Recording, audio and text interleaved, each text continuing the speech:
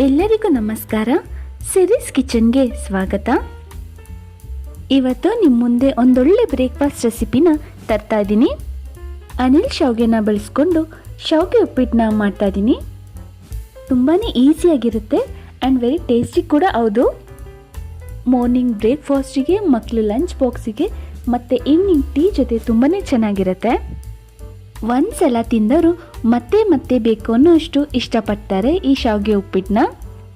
ಬನ್ನಿ ನೋಡೋಣ ಹೇಗೆ ಮಾಡೋದು ಅಂತ.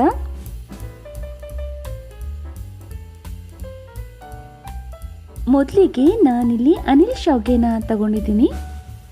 ಈ ಶಾವಿಗೆನ ನೀರಿನಲ್ಲಿ ಸ್ವಲ್ಪ ಬೇಯಿಸ್ಕೊಬೇಕು. ನಾನಿಲ್ಲಿ ಒಂದು ಬಾಣಲಿಗೆ 2 ಲೋಟದಷ್ಟು ನೀರನ್ನ ಹಾಕ್ಕೊತಾ ಇದ್ದೀನಿ. ಅದಕ್ಕೆ 1 ಸ್ಪೂನಷ್ಟು ಎಣ್ಣೆ ಹಾಗೂ ರುಚಿಗೆ ತಕ್ಕಷ್ಟು ಉಪ್ಪನ್ನ ನೋಡಿ ಸೇರಿಸ್ಕೊಬೇಕು. ನೀರು ಚೆನ್ನಾಗಿ ಕುದಿ ಬಂದಮೇಲೆ ಕುದಿಯೋಂಥ ನೀರಿಗೆ ನಾನಿಲ್ಲಿ ಅರ್ಧ ಕಪ್ನಷ್ಟು ಶಾವಿಗೆನ ಸೇರಿಸ್ಕೊತಾ ಇದ್ದೀನಿ. ಬಿಸಿನೀರಲ್ಲಿ ಶಾವಿಗೆನ ತುಂಬ ಬೇಯಿಸ್ಕೊಳ್ಳೋ ಅವಶ್ಯಕತೆ ಇಲ್ಲ. 10 ರಿಂದ 20 ಸೆಕೆಂಡ್ ಬೇಯಿಸ್ಕೊಂಡ್ರೆ ಸಾಕು. ಶಾವಿಗೆ ಎಲ್ಲ ಕಡೆನೂ ಚೆನ್ನಾಗಿ ಬೇಯೋ ರೀತಿ ಮಿಕ್ಸ್ ಮಾಡ್ಕೊಳ್ಳೋಣ.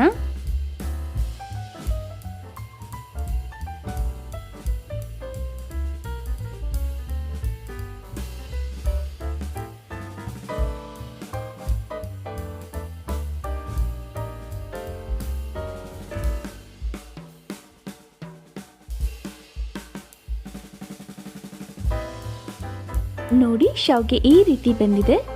ಶಾವಿಗೆ ಬೇಯಿಸ್ಕೊಂಡಾದ್ಮೇಲೆ ಇರೋ ಎಕ್ಸ್ಟ್ರಾ ನೀರನ್ನ ಒಂದು ತೂತ್ ಪಾತ್ರೆಗೆ ಹಾಕ್ಕೊಂಡು ಈ ರೀತಿ ಫಿಲ್ಟರ್ ಮಾಡ್ಕೊಳ್ಳೋಣ. ಇದರ ಮೇಲೆ ತಣ್ಣೀರು ಹಾಕ್ಕೊಳ್ಳೋದ್ರಿಂದ ಉಪ್ಪಿಟ್ಟು ಮಾಡುವಾಗ ಶಾವಿಗೆ ಎಲ್ಲೂ ಸಹ ಅಂಟಲ್ಲ. ಶಾವಿಗೆ ಉಪ್ಪಿಟ್ಟು ತುಂಬ ಉದ್ದುದ್ರಾಗಿ ಚೆನ್ನಾಗಿ ಬರುತ್ತೆ. ಈಗ ಇದಕ್ಕೆ ಒಗ್ಗರಣೆನ ಹಾಕ್ಕೊಳ್ಳೋಣ. ಒಂದು ಪ್ಯಾನ್ ಇಟ್ಕೊಂಡು ಅದಕ್ಕೆ ಸ್ವಲ್ಪ ಎಣ್ಣೆನ ಹಾಕ್ಕೊತಾ ಇದ್ದೀನಿ. ಎಣ್ಣೆ ಕಾದಾದ್ಮೇಲೆ ಅರ್ಧ ಸ್ಪೂನಷ್ಟು ಸಾಸಿವೆನ ಹಾಕ್ಕೊತಾ ಇದ್ದೀನಿ.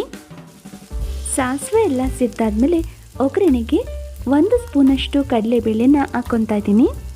ಕಡಲೆಬೇಳೆನ 10 ಸೆಕೆಂಡ್ ಫ್ರೈ ಮಾಡ್ಕೊಬೇಕು ಎಣ್ಣೆಯಲ್ಲಿ.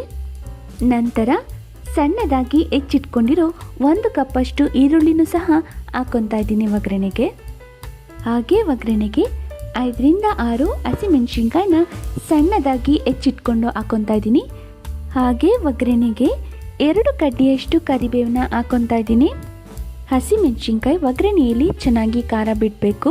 ಈರುಳ್ಳಿ ಸಹ ಮೆತ್ತಗಾಗಬೇಕು. ಅಲ್ಲಿ ತನಕ ನೋಡಿ ಚೆನ್ನಾಗಿ ಫ್ರೈ ಮಾಡ್ಕೊಳ್ಳೋಣ ಒಗ್ಗರಣೆಯಲ್ಲಿ. ಹಾಗೆ ಒಗ್ಗರಣೆಗೆ ಸಣ್ಣದಾಗಿ ಹೆಚ್ಚಿಟ್ಕೊಂಡಿರೋ 1 ಟೊಮೆಟೊನ ಹಾಕ್ಕೊತಾ ಇದ್ದೀನಿ. ಇದು ಸಹ ಒಗ್ಗರಣೆಯಲ್ಲಿ ಚೆನ್ನಾಗಿ ಮೆತ್ತಗಾಗಬೇಕು. ಅಲ್ಲಿ ತನಕ ನೋಡಿ ಫ್ರೈ ಮಾಡ್ಕೊಳ್ಳೋಣ.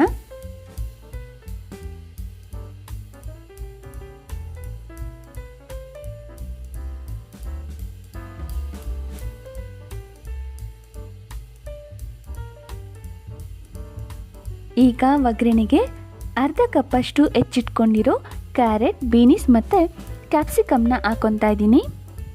ಈ ರೀತಿ ತರಕಾರಿ ಯೂಸ್ ಮಾಡಿಕೊಂಡು ಶಾವಿಗೆ ಉಪ್ಪಿಟ್ಟು ಮಾಡ್ಕೊಳ್ಳೋದ್ರಿಂದ ತುಂಬಾ ಚೆನ್ನಾಗಿರುತ್ತೆ. ಎಲ್ಲರೂ ಸಹ ಇಷ್ಟಪಟ್ಟು ತಿಂತಾರೆ. ತರಕಾರಿನ ಒಗ್ಗರಣೆಯಲ್ಲಿ ಚೆನ್ನಾಗಿ ಫ್ರೈ ಮಾಡ್ಕೊಬೇಕು. 5 ರಿಂದ 6 ನಿಮಿಷನಾದರೂ ಎಣ್ಣೆಯಲ್ಲಿ ಚೆನ್ನಾಗಿ ಫ್ರೈ ಮಾಡ್ಕೊಬೇಕು ತರಕಾರಿನ.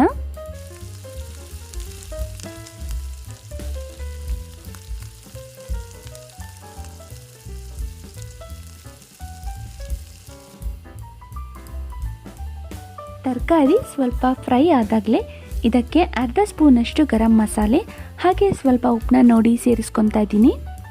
ಮೊದಲೇ ಶಾವಿಗೆ ಬೇಯಿಸಬೇಕಾದ್ರೆ ಸ್ವಲ್ಪ ಉಪ್ಪನ್ನ ಸೇರಿಸ್ಕೊಂಡಿದ್ದೆ. ಈಗ ತರಕಾರಿಗೆ ಸ್ವಲ್ಪ ಉಪ್ಪಿಡಿಲಿ ಅಂತ ಸೇರಿಸ್ಕೊತಾ ಇದ್ದೀನಿ. ಉಪ್ಪನ್ನ ನೋಡಿ ಸೇರಿಸ್ಕೊಳ್ಳಿ ನೀವು ಸಹ.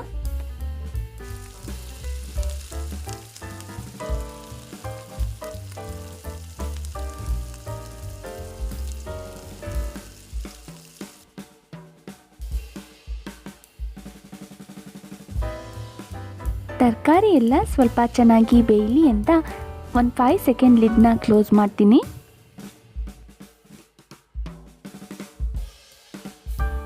ನೀವು ನೋಡ್ತಿರ್ಬೋದು ತರಕಾರಿ ಎಲ್ಲ ಚೆನ್ನಾಗಿ ಫ್ರೈ ಆಗಿದೆ. ಈಗ ಇದಕ್ಕೆ ಬೇಯಿಸಿಟ್ಕೊಂಡಿರೋ ಶಾವಿಗೆನ ಸೇರಿಸ್ಕೊಳ್ಳೋಣ. ನೀವು ನೋಡ್ತಿರ್ಬೋದು ಶಾವಿಗೆ ಎಷ್ಟು ಉದ್ದುದ್ರಾಗಿ ಬಂದಿದೆ ಅಂತ. ಶಾವಿಗೆನ ಬೇಯಿಸ್ಕೊಬೇಕಾದ್ರೆ ಮೊದಲೇ ಉಪ್ಪನ್ನ ಸೇರಿಸಿ ಬೇಯಿಸ್ಕೊಳ್ಳಿ. ಲಾಸ್ಟಲ್ಲಿ ಉಪ್ಪನ್ನ ಸೇರಿಸ್ಕೊತೀನಿ ಅಂದರೆ ಶಾವಿಗೆಗೆ ಸರಿಯಾಗಿ ಉಪ್ಪಿಡಿಯಲ್ಲ. ಈಗ ಲಾಸ್ಟಲ್ಲಿ ಅರ್ಧ ಕಪ್ನಷ್ಟು ಕಾಯಿ ತುರಿನ ಹಾಕೊತಾ ಇದ್ದೀನಿ. ಹಾಗೆ ಸಣ್ಣದಾಗಿ ಹೆಚ್ಚಿಟ್ಕೊಂಡಿರೋ ಅರ್ಧ ಕಪ್ನಷ್ಟು ಕೊತ್ತಂಬರಿ ಸೊಪ್ಪನ್ನು ಸಹ ಸೇರಿಸ್ಕೊತಾ ಇದ್ದೀನಿ ಒಗ್ಗರಣೆಗೆ. ಲಾಸ್ಟಲ್ಲಿ ಉಪ್ಪಿಟ್ಟಿಗೆ ಅರ್ಧ ಹೋಳಷ್ಟು ನಿಂಬೆಹಣ್ಣಿನ ರಸನ ಸೇರಿಸ್ಕೊತಾ ಇದ್ದೀನಿ.